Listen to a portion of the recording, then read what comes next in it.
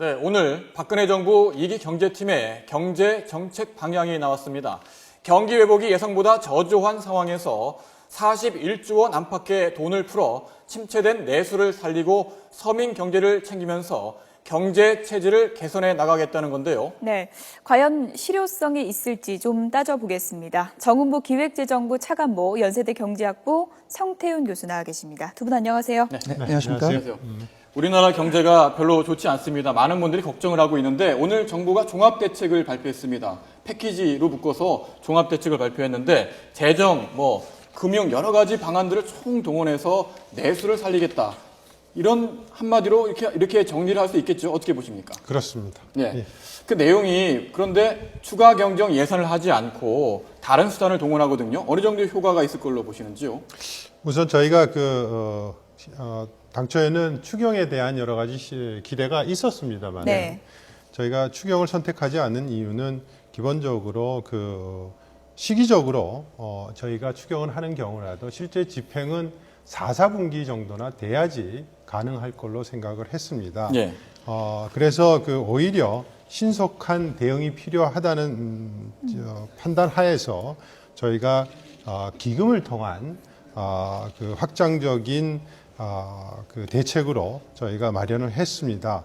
그리고 이러한 경기 보완적인 재정 확장 정책을 통해서 저희가 생각하기에는 하반기부터 바로 효과가 나타나면서 금년 중에는 한 0.1 내지 0.2%포인트 정도의 GDP 성장 효과, 추가 성장 효과, 내년에는 한 0.3%포인트 정도의 성장 제고 효과를 예상을 하고 있습니다. 예. 지금 기금 통한 대책도 지금 언급을 하셨는데요, 교수님. 지금 추경 편성 없이 이런 대응책만으로는 내수 활성화시키는데 한계가 있을 것이다. 이런 또 시각도 있는 것 같습니다. 어떻게 예상하십니까?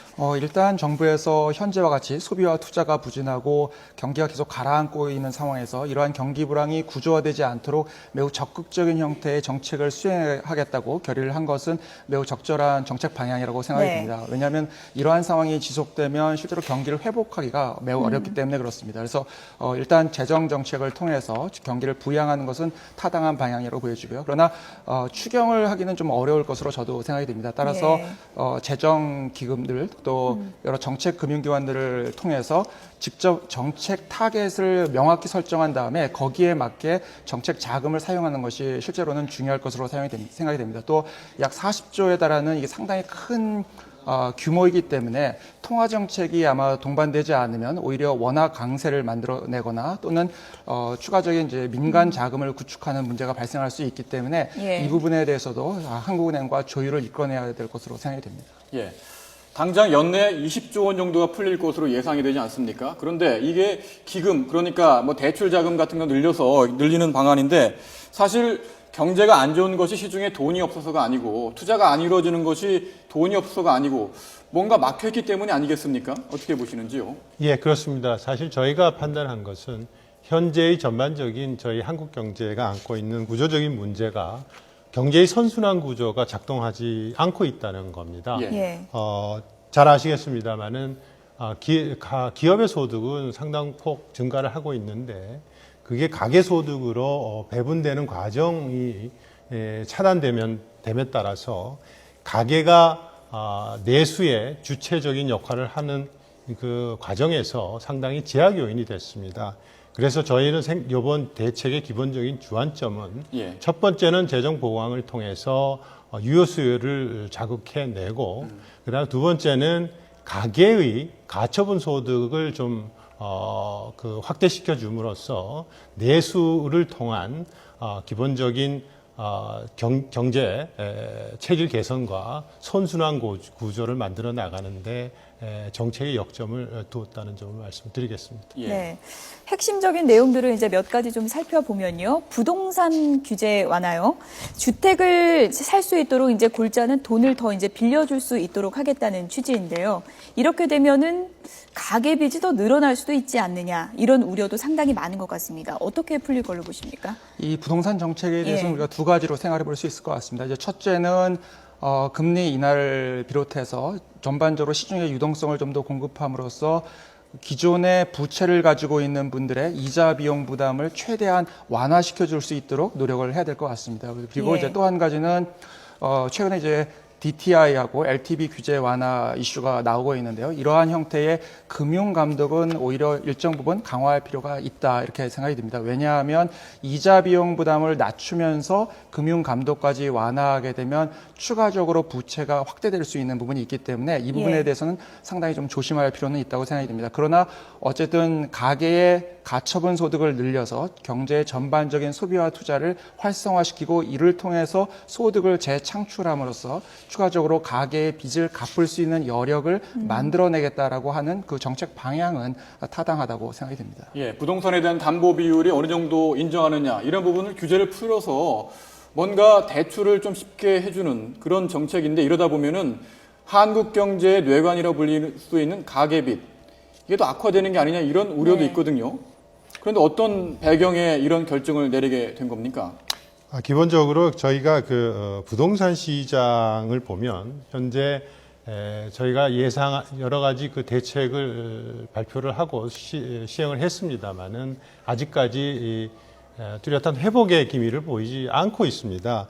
거기에 기본적인 문제는 저희는 그 부동산 시장이 과열기에 도입된 여러 가지 규제들이 현재의 부동산 시장을 정상화하는 데 있어서 상당한 제약 요인이 되고 있다는 판단을 했습니다. 예. 그래서 우선 이 LTV나 DTI를 중심으로 해서 기존의 업권별 또는 지역별로 달리 적용하고 있는 것을 이번에 통일을 하도록 했고요. 예. 네. 그 다음에 또 그런 과정에서 결국 가게들이 제2금융권의 높은 이자를 오히려 은행권의 낮은 이자로 전환함에 따라서 가계의 이자 부담이 축소돼서 그게 가계의 소득 증대에도 연결이 될 걸로 생각을 하고 있습니다. 예. 아울러서 실수요자 중심으로 해서 주택에 대한 매매 수요가 있을 텐데 이런 부분에 대한 자금 애로를 해소해 줌으로써 좀 더 저희 부동산 주택 시장의 네. 정상화에 기여할 수 있으리라고 저희는 기대를 네. 하고 있습니다. 이런 흐름이 예. 가능할 거라고 보십니까?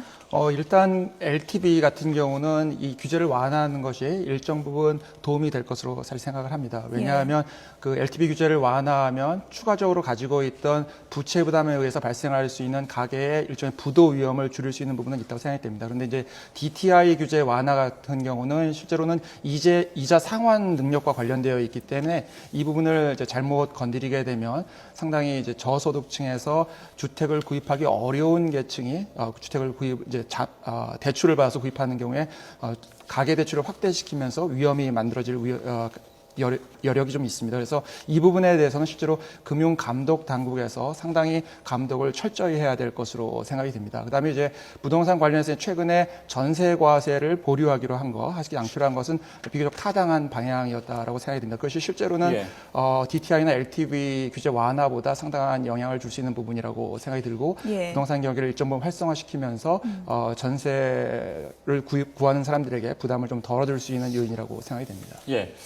우리 경제에 여러 가지 지적들이 있습니다만은 돈이 잘 돌지 않는다. 특히 그 이유 중에 하나가 기업이 돈을 벌고 쌓아놓기만 하지 투자를 제대로 하지 않는다라는 지적이 있지 않았습니까? 그래서 최경환 경제부총리가 취임 직후부터 사내 유보금에 대해서 과세를 하지 않을까 이런 방침이 네. 나와서 재계에서는 반발도 있고 그랬습니다만 오늘 발표된 내용을 보니까 지금 기업소득 환류세라고 해서 기업들이 배당이나 임금 인상 이런 데 쓰지 않는 그 돈에 대해서는 미사용분에 대해서 과세를 하겠다 이런 방침을 밝혔지 않습니까? 구체적으로 어떤 내용입니까? 기본적으로 아까 말씀드렸습니다만은 저희 경제의 선순환 고리를 회복하기 위해서는 가계소득이 기업소득이 가계소득으로 예.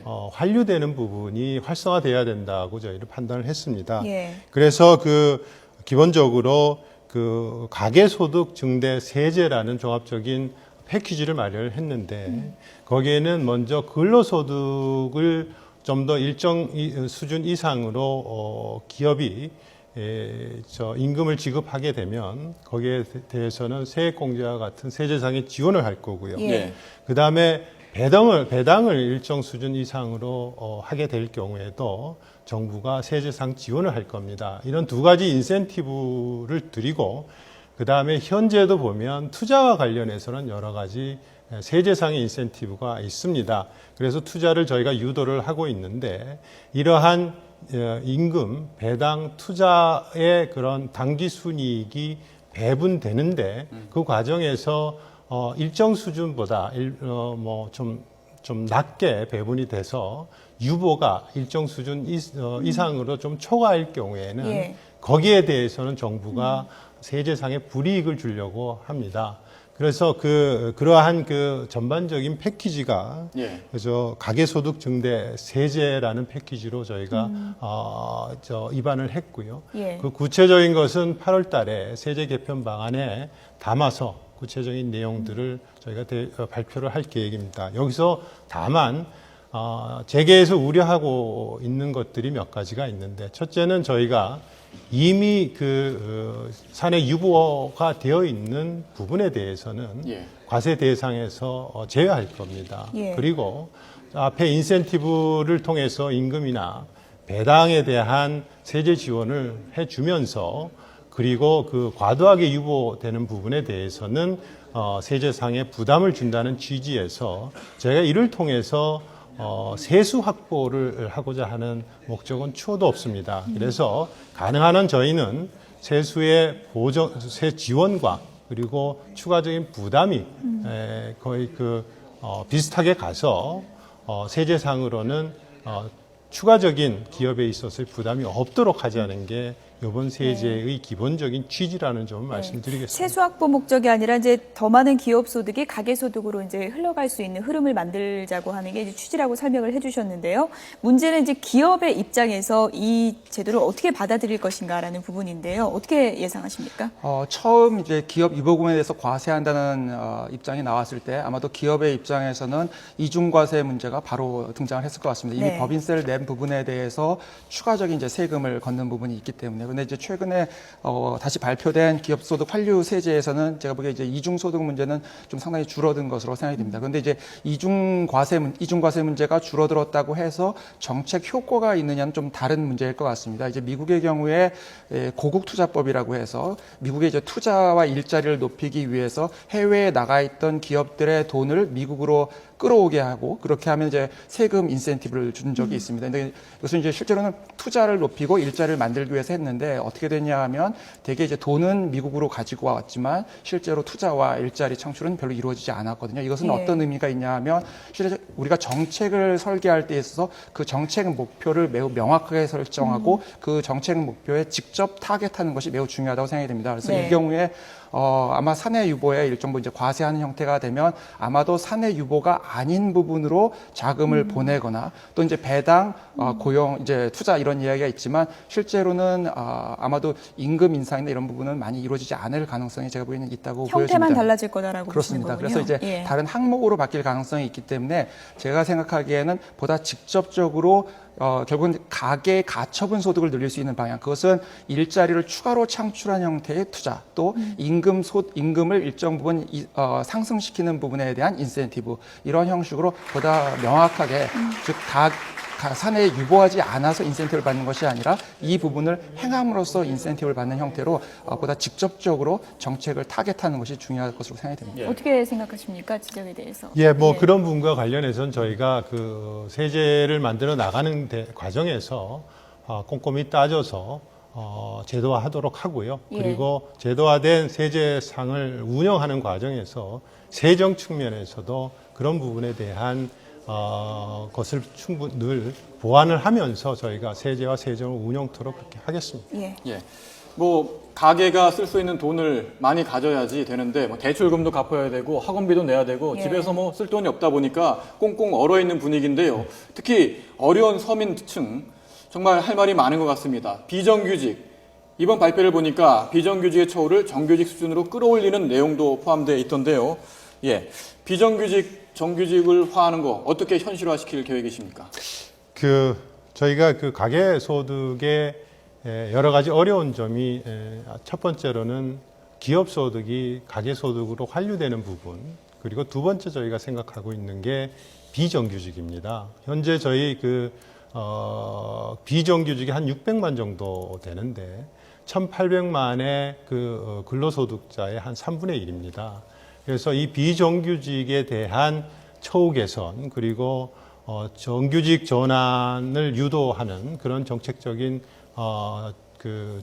배려 또는 지원 없이는 저희가 가계소득을 통한 내수 확보라는 어떤 선순환 구조에 제약이 될 수 있다고 저희가 생각을 해서 이번에 저희가 비정규직 대책을 많이 포함을 하고 있습니다. 대표적으로 비정규직의 정규직 전환하는 경우에는 정부가 재정에서 일정 부분 임금을 지원한다든지 그다음에 비정규직의 정규직 전환과 관련된 가이드라인을 설정을 한다든지 그리고 비정규직에 대한 전반적인 세제 재정상의 지원들을 내용으로 담고 있습니다. 그래서 지적하신 바대로 정부는 그러한 기업 소득의 가계 환류에 못지않게끔 비정규직에 대한 지원 그리고 네. 비정규직과 정규직의 차별에 대한 해소 문제 이런 것에 대해서 중점적으로 추진해 나갈 그럴 계획을 가지고 있습니다. 네, 비정규직 대책 말씀하셨는데 좀 더 개선할 부분이 있다면 어떤 점을 지적하고 싶으신지요? 사실 이제 비정규직은 지금